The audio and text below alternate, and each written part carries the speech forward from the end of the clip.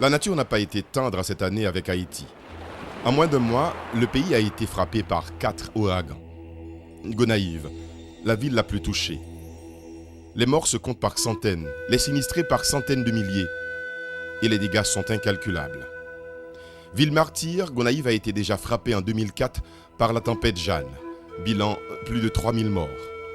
La moitié des 400 000 habitants de cette ville est affectée par les intempéries en 2008.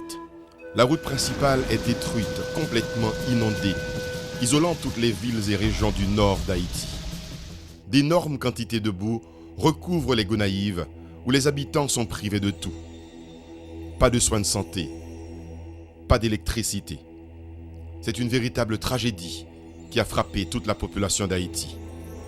Comme ce garçon, aujourd'hui seul, le regard perdu dans le vide, à la recherche d'une bouée de sauvetage. Gonaïves meurtrie, mais de nombreuses autres villes, des régions entières d'Haïti sont aussi dévastées par les cyclones. Des routes transformées en lacs. Ces pertes auront d'énormes conséquences pour le trésor public d'un pays déjà si pauvre, avec très peu de ressources. Le sud-est, région touristique, n'est pas épargné. Jacmel, ville historique, est soufflée par les ouragans. Des morceaux de montagne s'affaissent, détruisant des routes et des ponts. Des plages sont dévastées. De nombreuses plantations de riz sont sous des mètres d'eau. La paysannerie haïtienne a terriblement souffert. Le ministère de l'Agriculture estime à plus de 180 millions de dollars les pertes enregistrées dans ce secteur. Mais plus que tout ce bilan, c'est un pays aujourd'hui à genoux qui tente de se relever. Depuis les intempéries, des amis d'Haïti et des institutions internationales humanitaires ont aidé à acheminer l'aide aux Haïtiens isolés dans des villes et des villages coupés entre eux. L'intervention de la communauté internationale aux côtés des autorités haïtiennes a été déterminante. Mais au-delà de l'aide d'urgence, il y a un pays à reconstruire.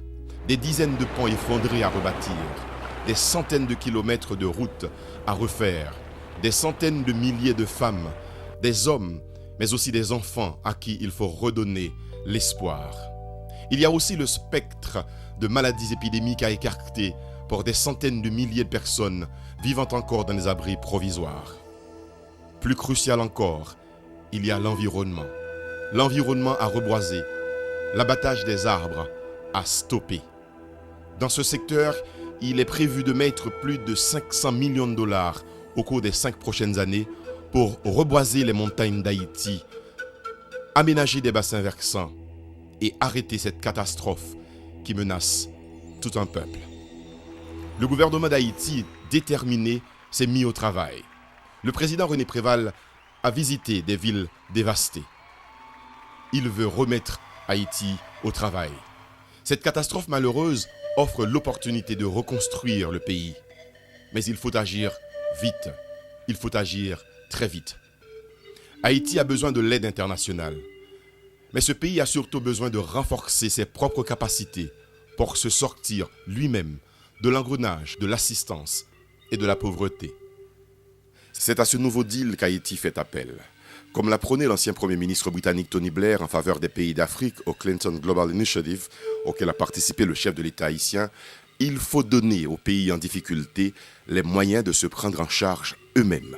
Le président René Préval souscrit pleinement à cette vision, faisant valoir d'ailleurs cette force de travail, cette énergie à la tâche, atout numéro 1 du peuple haïtien.